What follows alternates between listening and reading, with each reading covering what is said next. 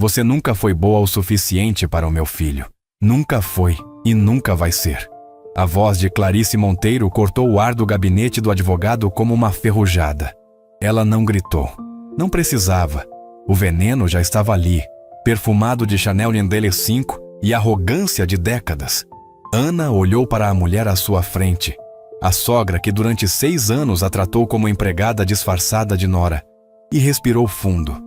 Ela usava o vestido verde que comprara com o dinheiro do primeiro salário como auxiliar de cozinha. Havia 10 anos. Simples, de tecido leve, com um avental branco dobrado sobre o braço, porque tinha vindo diretamente do turno da manhã. Mas havia algo diferente naquele vestido verde naquela manhã. Havia dignidade. Assine os papéis, querida. Rogério Monteiro Júnior. O marido, ou ex-marido, dali a alguns minutos, sorriu com aquele sorriso de homem que nunca ouviu um não na vida. Você vai receber o acordado e sumir. Foi um prazer breve. Os dois riram. Clarice e Rogério Monteiro, mãe e filho, rindo juntos como se estivessem no camarote de um teatro e Ana fosse a comédia. Ana não assinou nada. Ela pousou a caneta na mesa devagar, olhou para o advogado deles, um homem gordo de gravata borboleta que claramente havia sido muito bem pago para não olhar para ela, e disse apenas: "Meu pai está chegando." Clarice franziu o senho. Rogério reajustou o nó da gravata italiana. O advogado de gravata borboleta olhou para a porta. E então, a porta se abriu. Para entender o que aconteceu naquela sala de reuniões, é preciso voltar 6 anos. Ana Cavalcante tinha 24 anos quando conheceu Rogério Monteiro Júnior numa festa que ela não deveria ter ido. Ela trabalhava como auxiliar de cozinha num buffet de alto padrão que havia sido contratado para servir o aniversário de 60 anos de um empresário do setor financeiro. Ana não era convidada. Ela era quem lavava as travessas. Mas ela tinha mãos que dançavam dentro de uma cozinha e um sorriso que o barulho dos talheres não conseguia abafar. E ela tinha daquele vestido verde, o único bonito que possuía, que colocou no banheiro do buffet antes de sair, depois do turno, porque tinha prometido à amiga Keila que apareceria na festa de aniversário de Keila, que ficava a 2 quarteirões dali. Rogério a viu do outro lado de uma rua estreita, esperando o ônibus. Ele parou o carro. Ela ignorou. Ele desceu do carro. Ela caminhou mais rápido. "Espera, eu só quero saber seu nome." A voz dele era de homem acostumado a conseguir tudo o que quer, mas havia uma genuinidade estranha naquele momento. "Por favor." Ana virou. Olhou para ele. Leu o relógio caro, o carro importado, o terno que custava mais do que 6 meses do salário dela. "Ana, e eu já estou atrasada."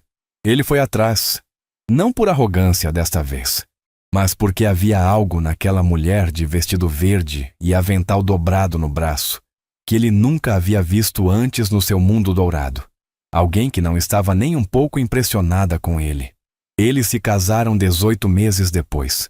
E foi o dia mais feliz e o maior erro que Ana cometeu na vida. Não porque amava errado, mas porque a família que ela estava prestes a receber era uma armadilha disfarçada de abraço. Clarice Monteiro era o tipo de mulher que media a importância das pessoas pelo bairro em que moravam. Quando descobriu que Ana havia crescido numa casa de 2 cômodos em São Miguel Paulista, num endereço que ela precisou digitar 3 vezes no GPS para acreditar que existia, Clarice foi ao quarto do filho com um único objetivo: desmanchar aquele noivado antes que o mal-estar virasse contrato. "Rogério, meu amor, essa menina não é do nosso mundo." "Mãe, eu amo ela." "Amor." Clarice pronunciou a palavra como quem descarta um lenço usado. "Amor passa. Origem não passa. Você sabe muito bem que a família tem uma reputação para zelar."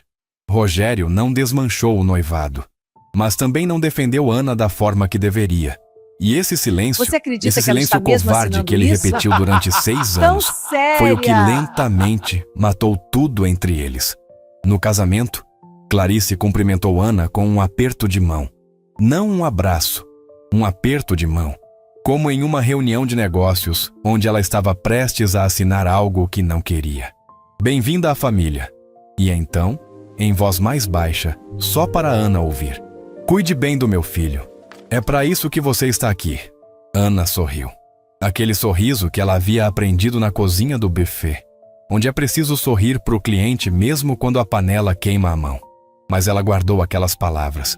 Dobrou elas e guardou no fundo do peito, onde as pessoas guardam as coisas que não esquecem nunca. 6 anos são muitos jantares onde o vinho é bom e os comentários são piores. Clarice tinha um talento cirúrgico para a crueldade elegante. Era o tipo de humilhação que não deixa marca visível, mas vai corroendo por dentro como ferrugem. Ana, querida, você realmente vai usar esse vestido no jantar dos Mendonça? Eles são pessoas muito refinadas. Dito com o sorriso intacto. Ana, você conhece a nova chefe do Fasano, não? Ah, claro, você nunca foi lá. Rogério, precisamos levar sua esposa a lugares melhores, não acha? Dito para toda a mesa ouvir. Ana, não precisa explicar onde você cresceu para o Saraiva.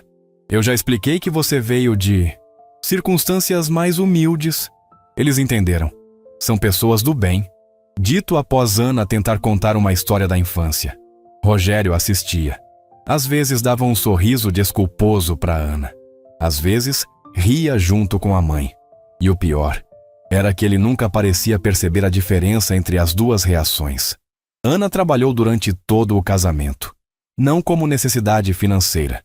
A família Monteiro tinha dinheiro suficiente para que ela não precisasse. Mas porque o trabalho era o único lugar onde ela era avaliada pelo que fazia, não pelo sobrenome que não tinha. Ela saiu da auxiliar de cozinha, fez cursos noturnos, tornou-se técnica em gestão de alimentos, depois gerente de um pequeno restaurante no centro, depois consultora de outros restaurantes. Clarice chamava isso de o emprego da Ana, com as aspas audíveis na voz, como se fosse um hobby de criança. O que Clarice não sabia, o que ninguém da família Monteiro sabia, era que Ana enviava parte do dinheiro todo mês para uma conta no exterior, e que esse dinheiro não era dela. Era a mesada que seu pai mandava. Sempre mandou. Mas Ana nunca tocou nesse dinheiro. Deixou acumulando, esperando o dia em que precisaria. O dia chegou no 5º aniversário de casamento. Rogério apareceu em casa com batom no colarinho, um clichê tão óbvio que Ana quase sentiu pena dele. E com uma história sobre reunião que tinha se prolongado. Você acredita que Ana ela está ouviu mesmo a assinando história. isso? Olhou para o colarinho, Tão séria! olhou para ele e foi para o quarto sem dizer nada. Na noite seguinte, e nas que se seguiram, Rogério não tentou se explicar. Não havia explicação possível, e ambos sabiam. O casamento já era uma parede sem reboco há muito tempo. O batom foi só a última demão de tinta que provou que a parede estava podre. Foi Clarice quem chegou primeiro com os papéis de divórcio, não o Rogério, a mãe. Ela apareceu na porta do apartamento numa manhã de terça-feira, vestida como se fosse a um leilão de arte, com um envelope bege na mão e um sorriso que ela devia ter ensaiado. Meu filho pediu que eu viesse conversar com você. Ele está emocionalmente abalado com tudo isso. Você sabe como ele é sensível. Uma pausa. Eu trouxe uma proposta justa. Ana olhou para o envelope, depois para Clarice. Entre. Sentaram na sala que Ana havia decorado com móveis que encontrou em feiras de antiguidade e que Clarice nunca perdeu a oportunidade de chamar de aquele estilo alternativo da Nora. Ana abriu o envelope. Leu os números. Eram baixos, muito baixos. Uma pensão mensal equivalente ao salário de uma secretária júnior e um único pagamento que, somado, mal cobriria um ano de aluguel num apartamento decente. É justo dado as circunstâncias. Clarice cruzou as pernas. Você não trabalhou para construir o patrimônio da família. Você construiu sua própria carreira, o que é louvável. Mas o dinheiro Monteiro é dinheiro Monteiro. Entendi. Então você assina? Não. O sorriso de Clarice não saiu do lugar, mas os olhos mudaram. Ficaram com aquela frieza de quem vai mudar de estratégia.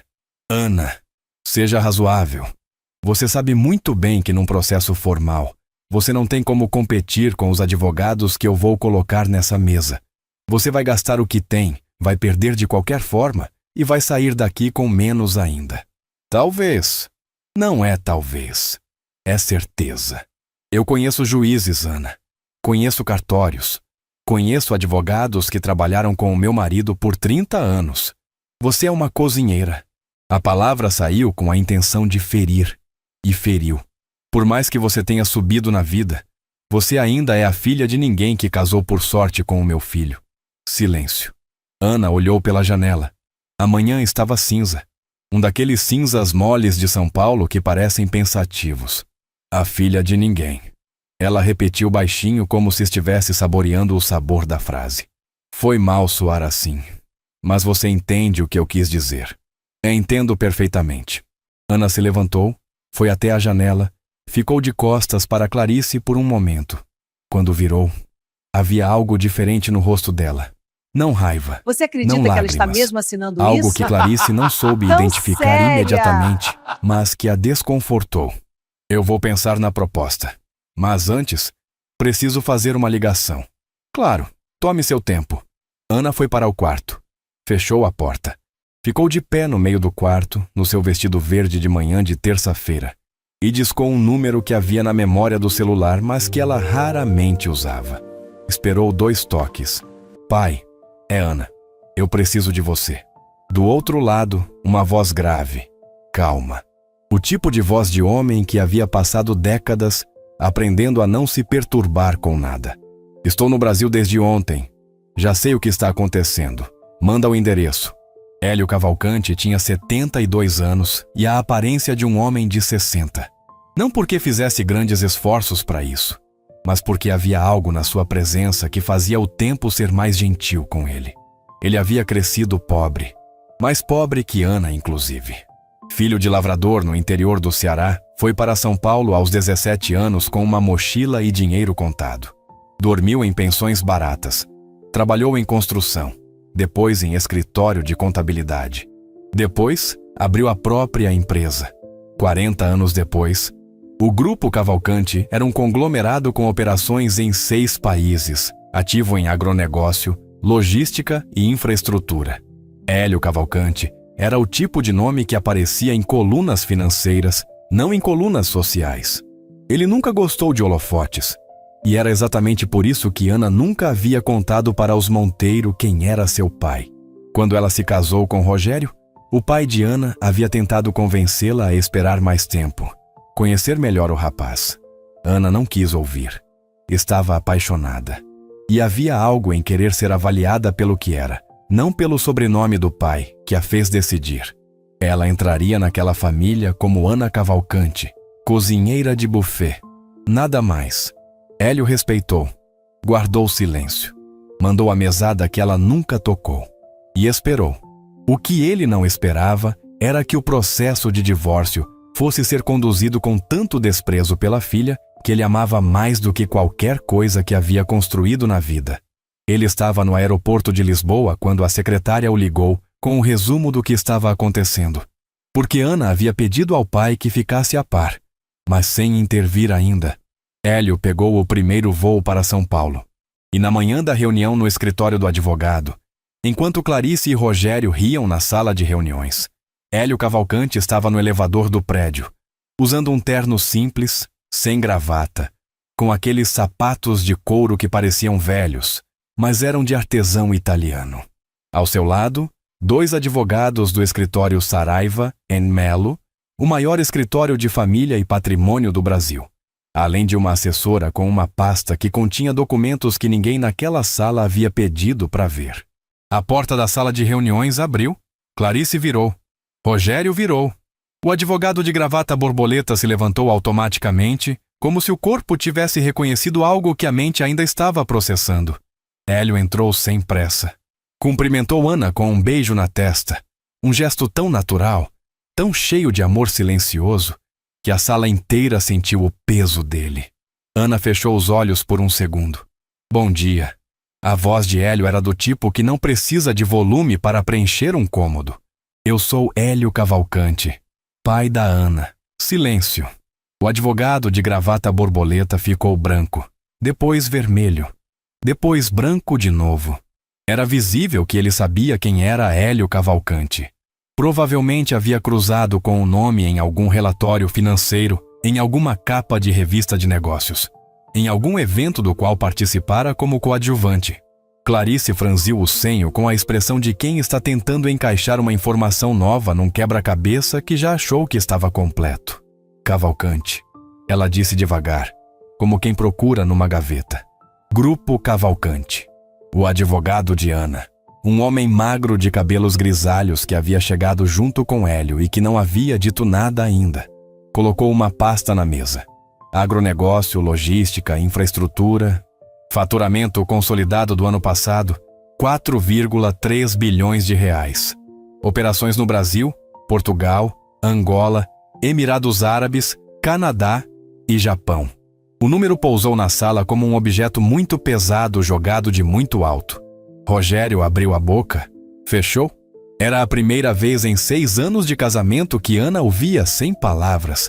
Clarice olhou para Ana. E pela primeira vez, havia algo no olhar da sogra que Ana nunca havia visto antes. Medo. Mas Ana não havia chamado o pai para intimidar ninguém. Isso precisava ficar claro. Pai, pode esperar lá fora por um momento? Hélio olhou para Ana filha. Conhecia aquele olhar. Era o olhar de Ana quando queria resolver as próprias coisas do próprio jeito. Ele assentiu e saiu com os 2 advogados. A assessora ficou e a pasta ficou. Ana ficou em pé na cabeceira da mesa, Clarice e Rogério do outro lado. O advogado de gravata borboleta parecia querer ser uma planta no canto da sala. Eu não chamei meu pai para entrar nessa negociação. A voz de Ana era calma. Era o tipo de calma que vem de quem passou anos aprendendo a controlar a própria voz dentro de cozinhas barulhentas, de reuniões hostis, de jantares onde ela era a única pessoa da mesa que tinha sido xingada antes de dormir como criança. Eu chamei para que ele pudesse olhar para vocês nos olhos enquanto eu digo o que tenho a dizer.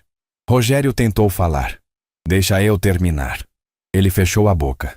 Durante 6 anos, eu fui chamada de cozinheira como se fosse um insulto, de filha de ninguém, de mulher que casou por sorte. Ana pegou a caneta que estava na mesa, mas não para assinar nada, apenas para ter algo nas mãos. Eu sorri em cada jantar. Eu ignorei cada comentário. Eu trabalhei, estudei, cresci, não para provar nada para vocês, mas porque é quem eu sou. Porque meu pai me ensinou que o trabalho é dignidade, não vergonha. Clarice abriu a boca. Ana a silenciou com um olhar. Eu sei que vocês estão com medo agora. Estão calculando o que meu pai pode fazer, que advogados ele pode contratar, que processos podem vir. Uma pausa. Não é isso que vai acontecer. Eu não sou meu pai. E eu não sou vocês. Eu não uso poder para machucar pessoas. Rogério baixou os olhos. Foi o gesto mais honesto que ele havia feito em anos. Então o que você quer? Clarice perguntou. E pela primeira vez, a voz dela não tinha o verniz polido. Estava nua de arrogância. O que é meu por direito segundo a lei, nem mais nem menos. Ana abriu a pasta que a assessora havia deixado. Meu advogado identificou os bens adquiridos durante o casamento. A lei é clara. Eu quero minha metade. E quero que o processo seja encerrado sem lama, sem jornalistas, sem nada que machuque mais do que já foi machucado. E se não concordarmos? Ana colocou a caneta na mesa. Então meu pai entra pela porta. E aí, vocês vão lidar com ele, não comigo. E acreditem, a diferença entre lidar comigo e lidar com ele é enorme. Foi Rogério quem falou primeiro. E o que ele disse surpreendeu até sua própria mãe. Mãe, chega.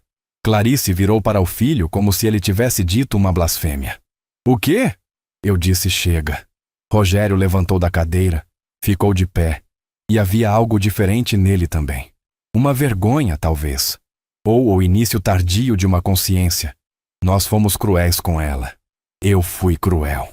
E eu sabia. Eu sabia tudo o que você dizia para ela. Eu ouvi. E eu não fiz nada. Rogério, não seja ridículo. Eu traí ela.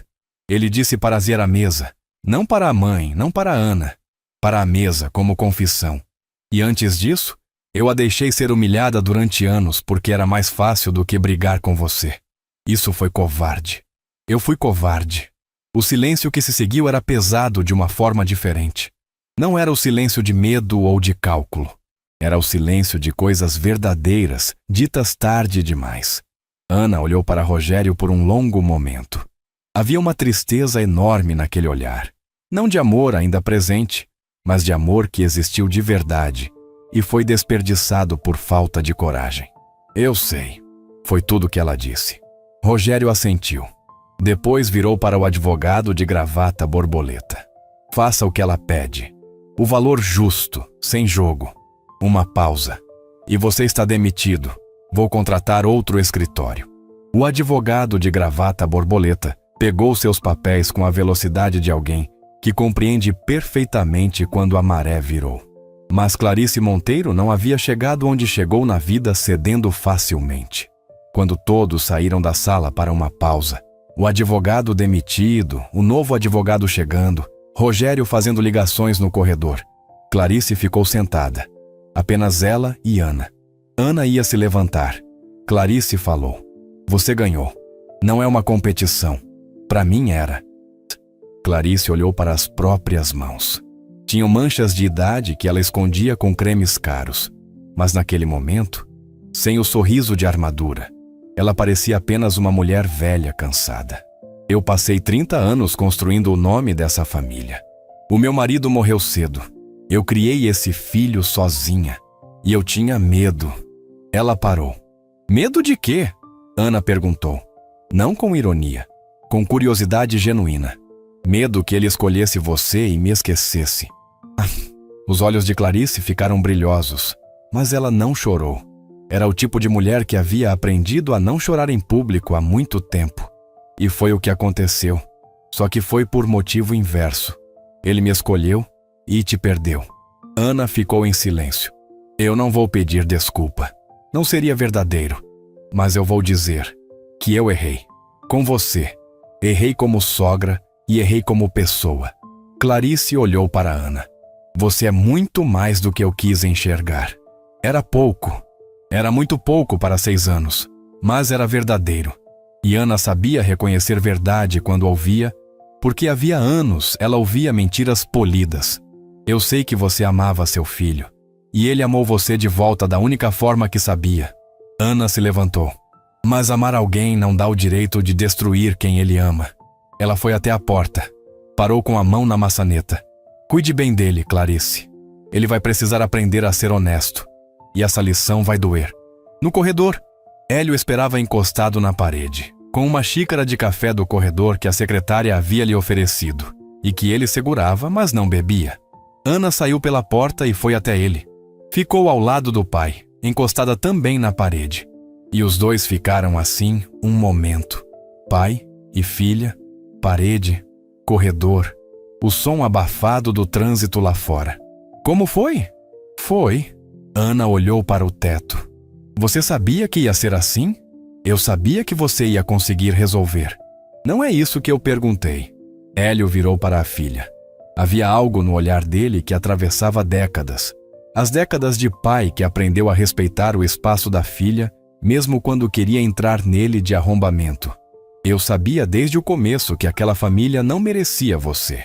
Mas você precisava descobrir isso por conta própria. Não podia ser eu dizendo.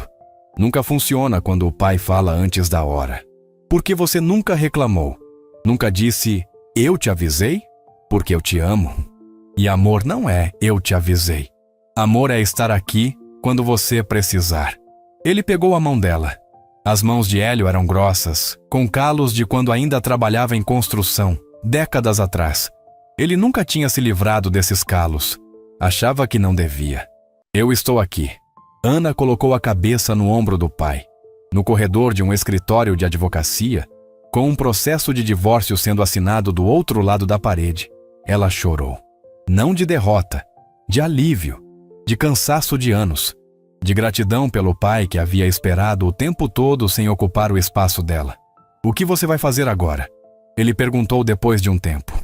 Tem um restaurante à venda no Pinheiros. Um lugar pequeno, bonito. Eu já pesquisei o ponto, calculei o fluxo, estudei o bairro. Ela limpou os olhos com as costas da mão. Eu quero abrir com dinheiro próprio, com o que eu juntei, não com o seu. Hélio sorriu. Era o sorriso de pai que entende que criou alguém que vai muito além do que ele poderia ter planejado. E se um dia você quiser sócio, você vai ser o primeiro que eu chamo. 3 meses depois, o processo de divórcio foi encerrado. Ana recebeu o que era dela por lei.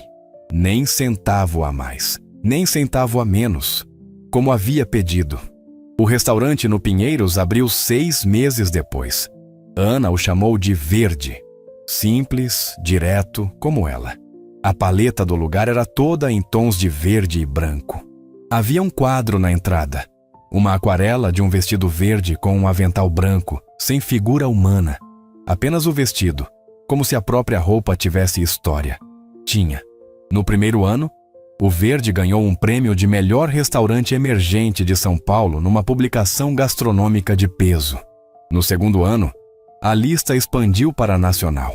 No terceiro, uma jornalista francesa passou uma semana no restaurante e escreveu sobre Ana num perfil que foi republicado em 12 países. A jornalista perguntou: "O que te fez continuar quando tudo parecia contra você?" Ana pensou antes de responder. Depois disse: "Quando alguém te chama de cozinheira com desprezo, você tem 2 escolhas. Você pode acreditar neles, ou você pode fazer a melhor comida do mundo e mostrar que cozinheira é exatamente o que você quer ser." A frase virou manchete. Clarice Monteiro a leu num tablet, numa manhã em que estava em casa sozinha. Rogério havia se mudado para um apartamento próprio, finalmente aprendendo a viver sem a mãe como muleta. Ela leu a frase 3 vezes. Depois colocou o tablet de lado e foi fazer seu próprio café. Pela primeira vez em anos, sem a empregada por perto, sozinha, com suas próprias mãos. E ficou olhando para o líquido escuro na xícara, pensando no que havia desperdiçado por orgulho. 2 anos após o divórcio, numa noite de quinta-feira com chuva miúda em São Paulo, Clarice Monteiro entrou no restaurante Verde. Havia feito reserva em nome de outra pessoa. Ana não sabia quem estava à mesa 3 até sair da cozinha para cumprimentar os clientes. Um hábito que havia criado desde o começo. Elas se olharam. Clarice estava menor. Não fisicamente. Tinha a mesma postura reta. Mas havia algo a menos nela. A armadura estava mais leve. Eu não soube que era seu restaurante quando fiz a reserva. Uma pausa. Não é verdade. Eu soube. Mas pensei que se dissesse meu nome, você não me deixaria entrar. Eu deixaria. Ana se sentou à mesa, o que nunca fazia com clientes. Mas aquela situação era outra coisa. Eu tenho uma política aqui. Todo mundo come, independente de quem seja. Clarice olhou para o cardápio. Depois para a sala. A decoração de verde e branco, as plantas pendentes, o movimento de uma cozinha aberta ao fundo que exalava cheiros que ela reconheceu de forma estranha, como cheiros de conforto. Está lindo, disse com uma sinceridade que não precisava de subtext. Você é talentosa. Sempre fui. Eu sei. O silêncio entre elas durou alguns segundos. Não era o silêncio de inimigos. Era o silêncio de 2 pessoas que já se machucaram muito e estão, cuidadosamente, descobrindo se ainda há algo além do machucado. Como está o Rogério? Ana perguntou. Melhor. Está namorando alguém, uma advogada. Parece que ele finalmente aprendeu a escolher mulheres que não têm medo de ele. Clarice tentou um sorriso. Saiu pela metade. Ele me visita aos domingos agora. Separado. É bom. É diferente. Clarice olhou para Ana. Mas está sendo bom, sim. Ana chamou a garçonete e pediu que trouxesse o menu degustação completo para Clarice, por conta da casa. Não precisa. Eu sei que não precisa, mas eu quero. Ana se levantou. Coma com calma. A sobremesa de hoje é especial. Fiz uma receita que aprendi com uma senhora no Ceará, a terra do meu avô paterno. Uma pausa. A terra onde meu pai cresceu pobre e aprendeu a nunca ter vergonha de onde vinha. Ela voltou para a cozinha. Clarice ficou sozinha à mesa. Olhou para o quadro da entrada, o vestido verde com o avental branco, e entendeu finalmente o que a aquarela queria dizer. Não era sobre humildade, não era sobre origem. Era sobre não ter vergonha de quem você é enquanto carrega o que você carrega. 4 anos após o divórcio, o Verde abriu sua segunda unidade, desta vez maior, com capacidade para 200 pessoas, espaço para eventos e uma cozinha-escola no subsolo onde Ana ministraria cursos gratuitos para jovens de bairros periféricos. A noite de abertura foi coberta por 2 veículos de comunicação e por uma câmera pequena de um canal de YouTube que havia pedido permissão para documentar o evento. Ana aceitou porque o canal era de uma jovem de 21 anos que cresceu em São Miguel Paulista, o mesmo bairro onde Ana havia crescido, e que queria documentar histórias de mulheres que começaram do zero. Hélio estava lá, na primeira mesa, com o mesmo terno simples e os sapatos de artesão italiano. Keila estava lá, a amiga do começo, da festa de aniversário, da noite em que Ana havia esperado o ônibus com o vestido verde. Keila, que havia chorado quando Ana lhe contou tudo sobre o pai, meses antes, e que havia dito: "Você nunca me contou porque você sempre quis que eu gostasse de você por você, imbecil linda." Rogério não estava, mas havia mandado um buquê de flores com um cartão curto. "Parabéns, você sempre soube o que fazia." Sem assinatura, mas Ana reconheceu a letra. E no canto da sala, discretamente, havia uma mulher de postura reta que havia pedido a mesa mais reservada. Clarice Monteiro, sem convidar a atenção, apenas presente. Na hora do discurso, que Ana havia prometido que seria curto, e foi, ela olhou para a sala cheia e sentiu o peso bom de uma vida construída com as próprias mãos.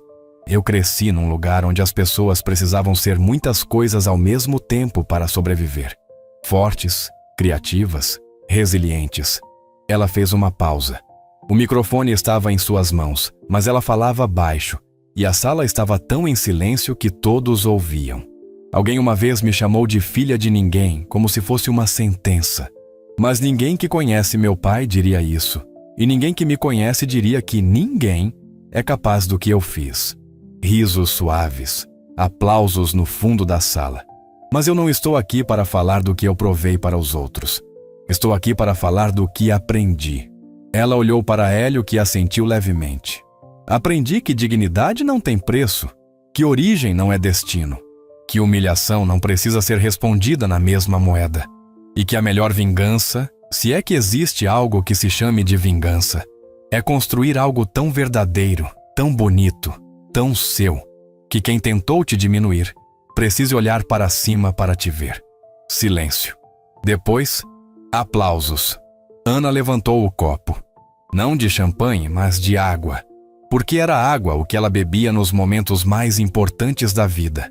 E disse: "Que a comida seja boa, que as conversas sejam honestas, e que ninguém saia dessa mesa com fome de nada que importa." Anos mais tarde, quando a jovem do canal de YouTube, que havia crescido e se tornado uma jornalista de respeito, perguntou a Ana qual era o objeto mais importante que ela possuía, a resposta surpreendeu.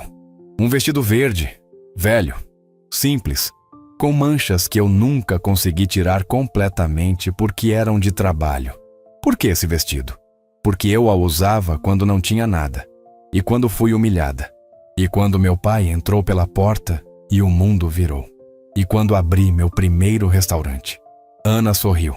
Esse vestido esteve presente em todos os momentos em que eu precisei ser mais do que achava que conseguia ser. Ele nunca me deixou esquecer quem eu era. "E quem você é?" Ana pensou na pergunta. Olhou pela janela do seu escritório no andar de cima do restaurante, de onde dava para ver a cozinha-escola funcionando. Jovens de avental branco, aprendendo a fazer coisas com as próprias mãos. Sou a filha de um homem que saiu do Ceará com uma mochila e construiu um império. Sou a mulher que lavou travessa em buffet de luxo e aprendeu que o trabalho não tem hierarquia, tem propósito. Sou alguém que foi chamada de ninguém e preferiu não discutir, preferiu construir. Ela virou para a câmera. Sou a Ana, e isso sempre foi suficiente. A câmera ficou em silêncio um momento. Depois, a jornalista desligou o gravador e disse apenas para si mesma: "Que história! Existe um tipo de julgamento que não precisa de tribunal. É o julgamento que o tempo faz. Silencioso, implacável, justo de um jeito que nenhum juiz humano consegue ser." Clarice Monteiro passou a vida inteira julgando as pessoas pela origem, pelo endereço, pelo sobrenome. E passou os últimos anos descobrindo que a mulher que ela mais havia julgado era exatamente o tipo de pessoa que ela, no fundo, havia tentado criar o filho para ser. Honesta, trabalhadora, íntegra, capaz de perdoar sem esquecer. Rogério aprendeu tarde que o amor verdadeiro exige coragem. Que ficar em silêncio quando alguém que você ama está sendo destruído não é neutralidade, é cumplicidade. Hélio Cavalcante continuou acordando cedo, trabalhando muito e mandando mensagem para a filha toda manhã, sempre a mesma. Bom dia, orgulho de você. E Ana? Ana acordava todo dia, colocava o avental, entrava na cozinha, às vezes no verde, às vezes na cozinha-escola, e ensinava, cozinhava, construía, e em certos dias, quando a luz da manhã entrava pela janela de um jeito específico, ela pegava aquele vestido verde velho do armário, passava a mão no tecido gasto com carinho e sorria. Não porque havia vencido alguém, mas porque havia vencido o medo de ser quem era. E isso, esse tipo de vitória, não tem preço, não tem sobrenome, não tem endereço. Essa vitória tem apenas um nome: dignidade. Se essa história tocou seu coração, se você se viu em algum momento dessa jornada, ou se conhece alguém que precisava ouvir que origem não é destino, compartilhe esse vídeo. Cada história que contamos é uma mão estendida para quem está tentando se levantar. Inscreva-se no canal, ative o sininho para não perder nenhuma das nossas próximas histórias e até o próximo vídeo.